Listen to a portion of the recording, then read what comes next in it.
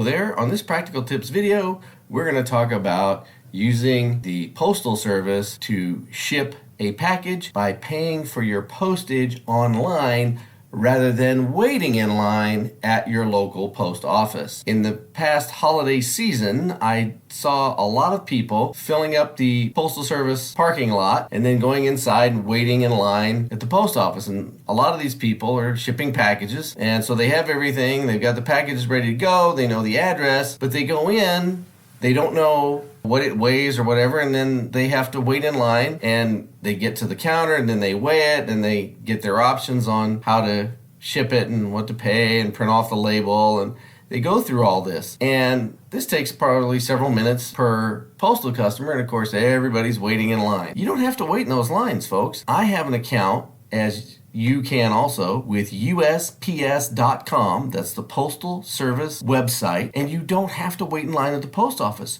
You can print your postage at home, tape it to the package, drop off the package at the post office, and not wait in line. And of course, it doesn't matter if it is a holiday package or maybe a birthday gift. Whatever the occasion, you can do this anytime you want. So that's what I'm going to show you here in this video.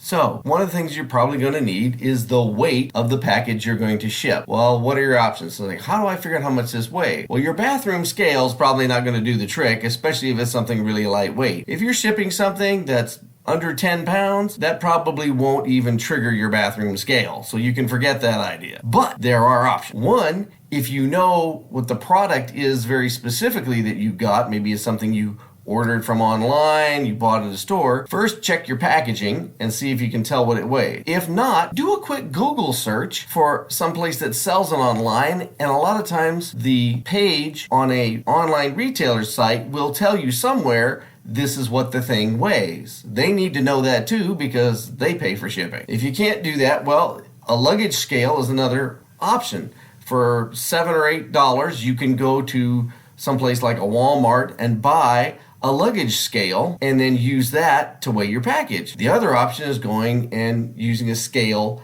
at a store. So for example, you might have some other kind of a postal store or shipping store or even a grocery store. If your package isn't too heavy, those scales have to be certified to be accurate. So therefore, you can take your package and go set it on the scale. If you got to go to the produce department of your grocery store, sure, you can use that. It'll work. And of course, like I say, it has to be accurate because they sell by those scales. Now, I want to show you here. So here's your first page on your USPS.com. You go in and you want to create your login and everything. And then once you do that, then this is your page where you start filling in your shipping information. And in this case, it has the recipient details, as you can see over on the right-hand side there, and this is where it's going to go to. And then, of course, the next thing is your sender details. That's your information. And, of course, once you set up the account, then you put your information in. So in most cases, this sender details on the left side of your screen here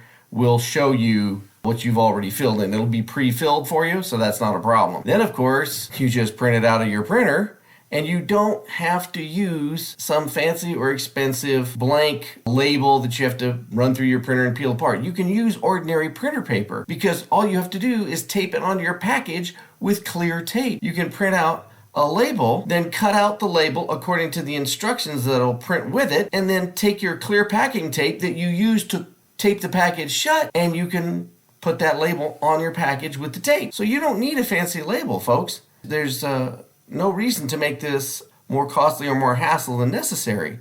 I'm trying to save you some hassle and some time. So then after that, you take your packaging tape, and you can see here I've got a sample. This is right from the Postal Service. Here's a sample of what the label looks like, and this is what they call click and ship. There's several different services. This one is quite convenient, and it's pretty reasonable cost-wise as well. So you just take your packing tape, you tape that label right on your package, and off to the post office you go, and you do not need to wait in line anymore at the post office just because you're mailing a package. You can go ahead, get the weight yourself, use the postal system website to go ahead and get your own postage, print it off at home, and you are done with waiting in lines just because you want to mail a package. I saw people, like I said, in line, and I thought somebody needs some help with this.